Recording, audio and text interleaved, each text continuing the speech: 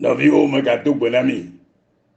le miaƒe tɔ kple miaƒe ɖela Yesu Kristo ƒe ŋkɔme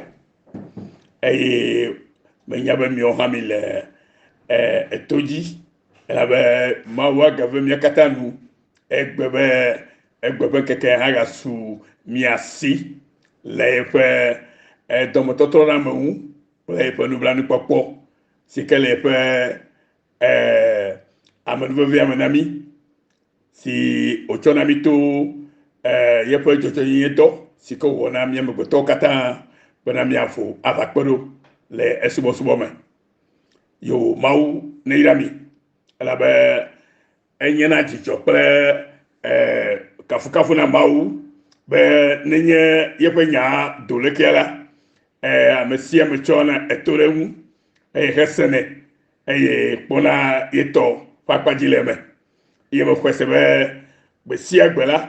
mi le miaƒe akpadziwo kpɔ le me eye wòle evi ɖe na mi geɖe ta aƒetɔ negayra mi ɖe dzi ne wòagana be miaƒe towo negaʋu ɖe dzi wu nenema eye bena enya nyuie ke nye agbenya la natsi miaƒe dziwo me ne wòatse eku le eƒe kelili me kple bena na Mawu ƒe kafukafu kpe ɖe miawo ŋutɔ hã ƒe enyona ŋuti le aƒetɔ Yesu Kristo ƒe dɔ nyui si ke wɔ na mi la ta. Ke egbe la egbe si ke Mawu gada asi na mi nye be ayewɔwɔ mesubɔa ye o, si ke be ayewɔwɔ mesubɔa Mawu o. Ame ɖeke matsɔ ayewɔwɔ atsɔ subɔ Mawu o. Elabe Mawu la menye ayewɔnu ye wònye o. Vɔ mi ɖo la nye be Mawu nye miaƒe agbe ƒe gɔmeɖokpe. Hallelujah. Eya ta yi ayewɔwɔ mesubɔnɛ o. Ne mi xlẽ enya ke nye Mawu ƒe nyanyuia le Yohanes ƒe agbalẽ etamene kpukpui ame 24 me la, mi ba gblɔ mi bena Mawue nye gbɔgbɔ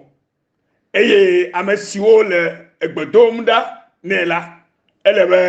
woado gbe ɖa le gbɔgbɔ kple enyateƒe me.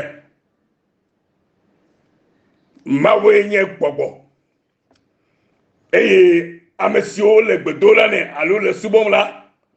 edze be miawo katã miasubɔe le gbɔgbɔ kple enyateƒe me. Nyateƒe nye Mawu eye ame ɖeke matsɔ ayewɔwɔ asubɔe o. Nɔvi lɔlɔwo, gbɔgbɔe nye Mawu eye wòhiã be míame siwo katã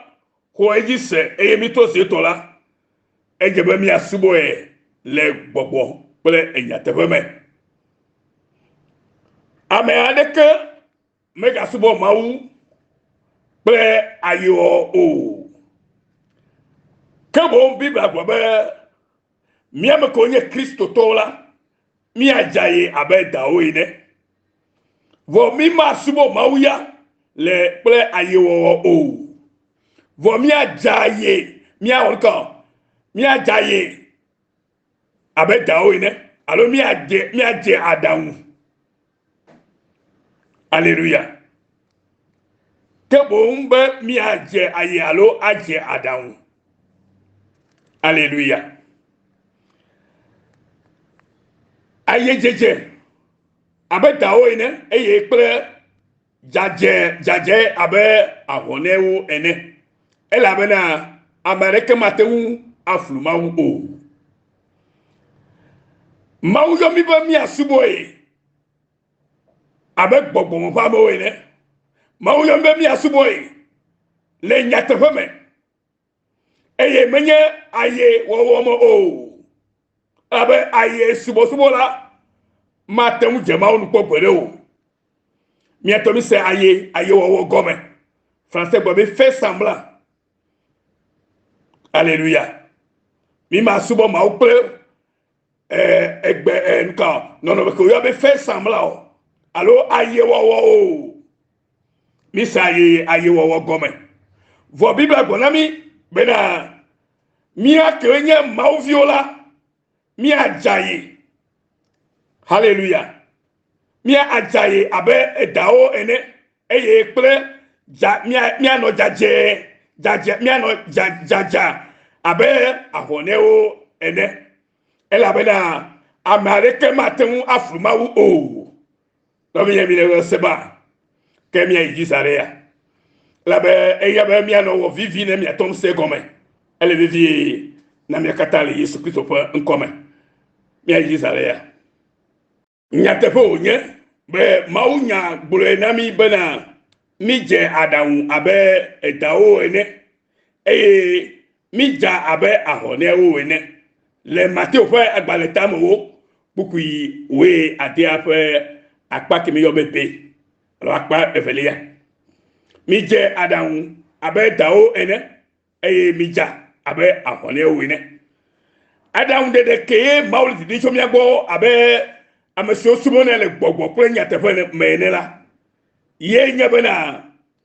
le miepe adawu je de mela igobe mia wonu sia nu ple mau fe gbogbo mia wonu sia nu ple mau fe gbogbo ke me mi le subom le mia ja aba ho ne o ne mia no kokwe nai ye gome ma nenema mau subo ale ma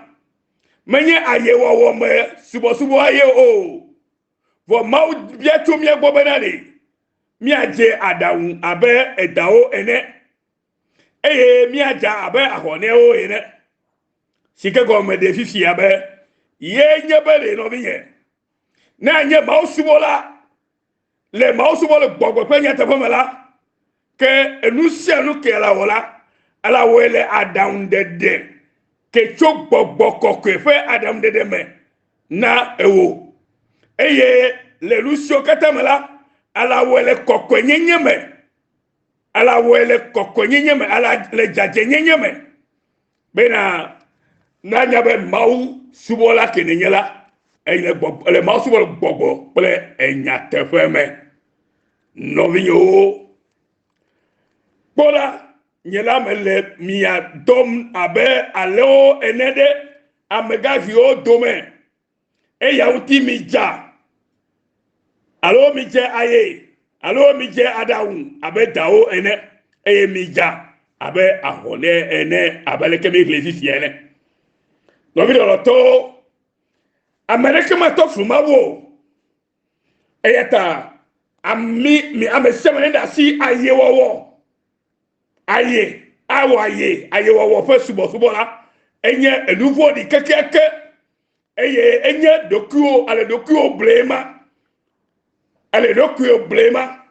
amele osi anya avoa o mo kwa le de do omo o le dokuo blemi o le aye wom be o le mausubom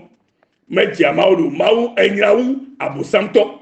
amesikele le mausubola aye wo omela enyawu abusanto enyawu gbogbo fe enu olawo eyeta ma fe gbele didi na ye klo ba mido la jijo aye wo fe subo ela ba ye bore hiya ma egbe amegere o le mebriba ne ma wo ma ulo bi eyeta o le gbe fa ya dem na mi le ka fofo ya me bena o kele aye wo me fe gere o ya hele gbogbo be le chechi wo me to le jimola yo ava no be na to lo ojime ela be ma ulo mi okata di be mi okata mi akpo dede atozi du konya dride kenye du ko jojo nai ya no mi ape ya no mi atoma wa sabi be na ngbododo si okata odore enye klo ba gbetila ne wa akpo mo baba ne mi nye mausubola le gbogbo penya te fomela kemi atono du awon wore du adikare kama no mo ela be gbogbo le kale ye kpolom eta bibla gbole hebi to fa gbale tame ne kuku weto gbogbo bena nu wo ade kamale ahla pele efe kumo kabom oklo enu le wo katan dzi eye otsi peuple le ame si gbɔ miaƒe enya le la ŋkume nu ka la wɔ nɔvinye be Mawu mele kpɔm o nu ka ye fi ka la nɔ fi ka la yi susu ka le tame na o eye nya ka le wo dzi me afɔka ɖe ne le o ɖe la gbɔ be Mawu mele kpɔm o wa ne va kpe klo kple haovi nya siwo ne gblɔna susu siwo nɔ asi o ke ela gbɔ be Mawu menya oa ele kpɔ nui enya kenkeke eya ta edze be na be nye Kristo tɔ la edze be na subɔ Kristo le gbɔgbɔ kple nyateƒe me le anukuaɖi kple dzadzenyenye kple dzɔdzɔnyenye blibo me elabe Mawu ke subɔ mi le la dzɔdzɔnyenye ƒe Mawu ye eya ta nɔvinye ŋdeke mele ƒe le Mawu ƒe ŋkume o nuwo katã le ƒuƒlu le eƒe ŋkume elabe ye gbɔ miaƒe nyawo katã le eƒe ŋkume miaƒe nuwɔnawo katã le eƒe ŋkume eya ta ne to nugɔme be va le ŋdɔ wɔm be ame ɖeke mele kpɔm o la ke nanya be menye kristotɔ kura o ele ɖokuiwo bleme megawɔe o elabe nu siawo le megbe amewo le Kristo me bɔ be wole Kristo me bɔ wotsoa wodze wodze egbememɔ wodze avewo mɔmɔ woyi bukɔnɔwo gbɔ woyi fakalawo gbɔ oyi mystique ƒe pastor ke wo bɔ gbe kpatakpata yewo va le wo gbɔ be wole kpɔ etsɔme na yewo Mawu ƒe etsɔme kpekpe na me la ale Kristo me nu sia nu le Kristo me mele le prophète ɖeke be nu me o mele prophète ɖeke be susu me o ke Mawu ƒe nya le Mawu ƒe nya me eye ame ɖeke mele egbe ke la gbɔ be yeagblɔ nya ɖe na ehavi eye wòtso Mawu gbɔ ke ye mele Biblia me o wo katã le Biblia me labe nyagblɔɖiwo katã wo nu le Biblia me nɔvinyewo mi ɖo la nya esiawo elabe enyagblɔɖila mawo alo prophète mawo la womekpɔna be amewo le hasi wɔm le tɔsi amewo lo womekpɔna o womekpɔna be amewo nye fiafitɔwo amewo le nudidri wɔm le ha me o vɔ wokpɔna be ame ɖe le leke ame ɖe nya wɔ leke ame ɖe le wɔ leke ame ɖe leke nava yɔ awɔ nunɔ ne nakpɔ dziɖuɖu wole ble nu ye nɔviye ne wokpɔna nututua wole akpɔ be enuvo keta Yesu Kristo va ɖo la ne amewo gakɔtɔ nuvɔ me la wole atoe nɔ directement be nɔvinye ale nuvɔ me trɔ dzi me gake wometɔ gblɔ esia na amewo nɔvinye míawo mi le gbeƒã ɖe nya siawo abe ke Galatetɔwo ƒe agbalẽ ta ame ade kpukui ame adre gblɔe ne la be migable mia ɖokuiwo o Mawu menana wodo ahehe ɖe eta o elabena nu si ke ame aɖe ƒãna la esia ke wòaŋe nɔvinye elisema ta mega nɔnɔmɔ hã bolo mi le dzi gbe amen nu si ke le vevie ɖe be yekpo mianya eye wòhiã be miatse de dɔwɔme ye nye bena miasubɔ Mawu le gbɔgbɔ kple enyateƒe me eye mianya bena ɖe Yesu Kristo ɖe ye nye nu sia nu na mi ele gɔme sema mele gbɔgblɔ be le ŋkɔ Yesu Kristo ye nye kple gɔmeɖokpe na nu sia nu ŋkɔ Yesu Kristo ye nye kple gɔmeɖokpe na nu sia nu Yesu Kristo ye nye kple gɔmeɖokpe na agbe si le mia me eya ta ne ele eflum alo le enu wɔm le ayewɔwɔ me la na nye ko be ye le nuveve wɔm kple ɖokuiwo ele gɔme sema ne ele Mawu subɔ be ele Mawu subɔ vɔ le enu wɔm le ayewɔwɔ me la ke na nya bena ele ɖokuiwo flum eye ele nu gblẽ le ɖokuiwo ŋu ŋkɔ Yesu Kristo ye nye kple gɔmeɖokpe na nu sia nu eɖo le anyi nenema Yesu Kristo ye nye kple gɔmeɖokpe na agbe si le mia me eyata ne ele eflum alo le nu wom le ayewo wom la na nye kobe ye le nu veve wom ple edokui eye yema tangu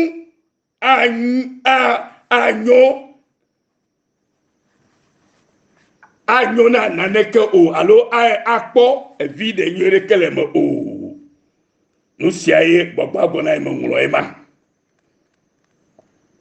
novinye novilolo o nusi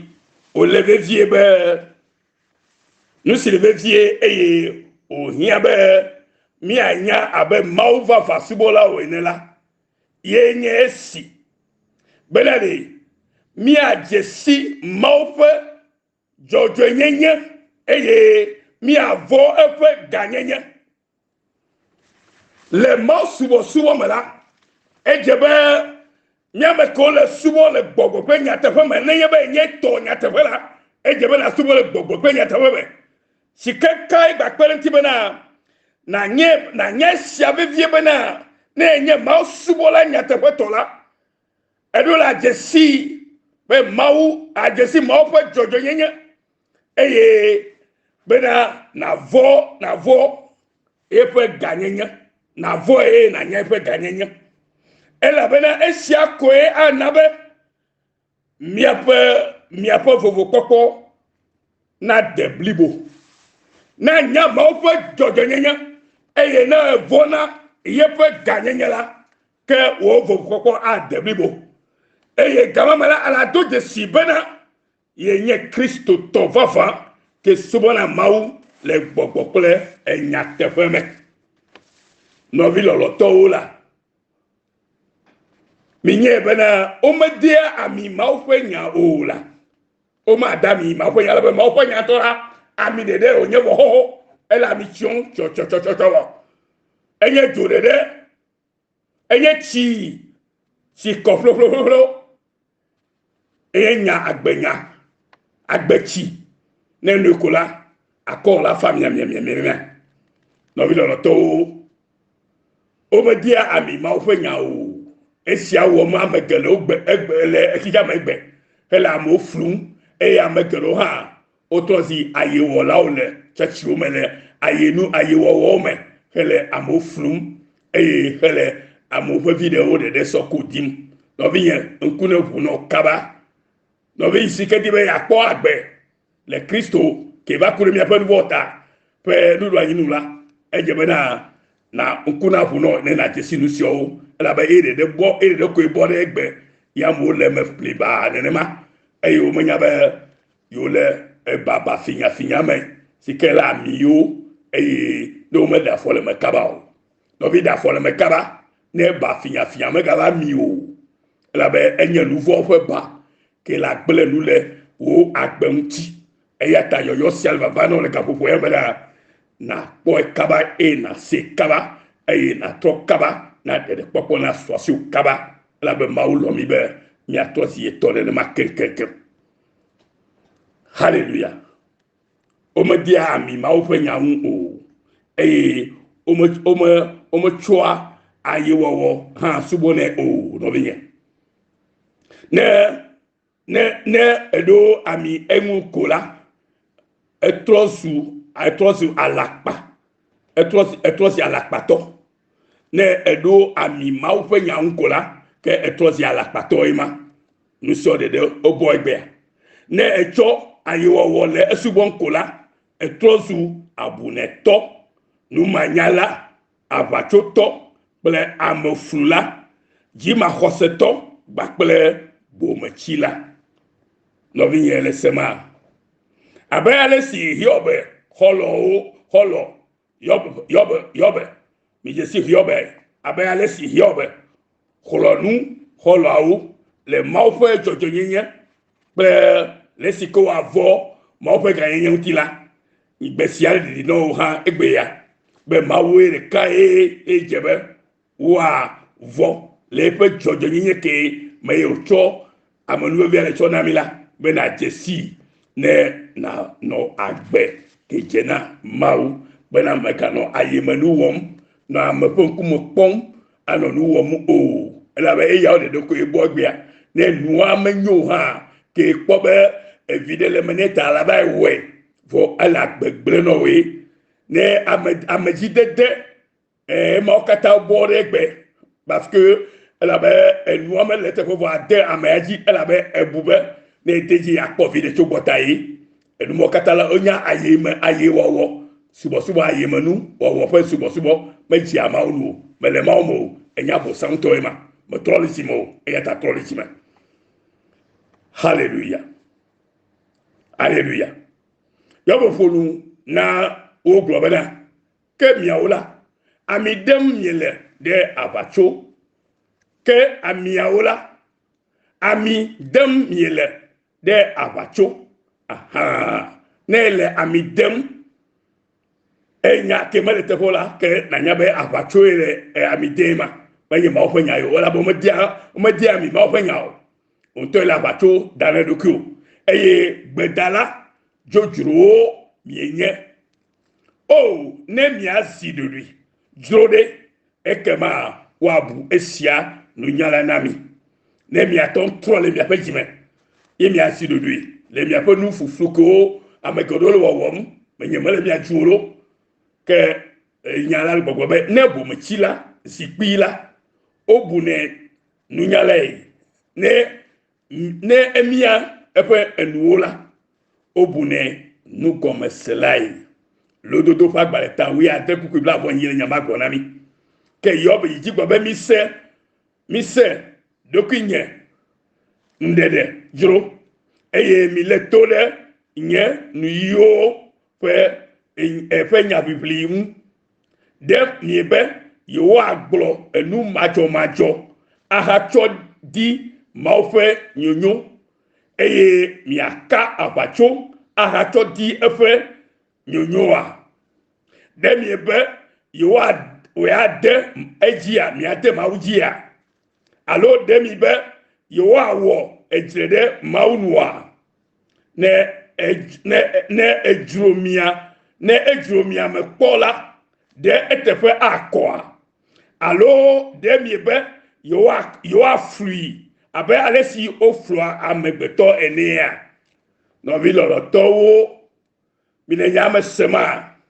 omo flua mawula eyata yoble nya ya gbonyire ake tonami kokokoko ne miele amejidem le ajame aha de efe ganyenye mado ngotinami eye efe fofo ma lemi oa mi ape nya chichi onye to floko eye mi ape ava po fufu onye anyi dede sonko yob fagbaleta we to kuku ineto ide we viame nuka etutu yob dibe agbona mesia ole fiao ke anye nu papale nye ple o ha yob dibe ya na ona nya benade omo flu ama wu omo to nya fufure to ba gboroa de enu jojo tepe o agbela megedo o la megidem le ajame de nu manyo wo lesquels a des raviji que quoi nous que on les menyo a deji ela bena ele vide le dichobo aye wo ema meje ma onu enu que la mele tepo trop le jime ye ma le popo na o e ya tayo pro le fia bele ne ejuro mi amepo la de etefe akwa ne ma obe ajuro mi amepo le mi apo nu ona o de etefe akwa ma o pona nu siadoe alors de mi ebe you are free abele sikemi flua megbeto enea o amerika ma fluma wo e ta go be retona mi kokoko ne le amejidem le ajame amono amejidem la ajame gbe siagbe de vile kokota mi notenuma e la ba ma o mediene ne ma ke me ga yo ko be ye kristoto ke no do ko si me ga isochio badala pare ma ojio bable do ko de efe ganyenye ma ofe ganye ma do ngoti na mi oa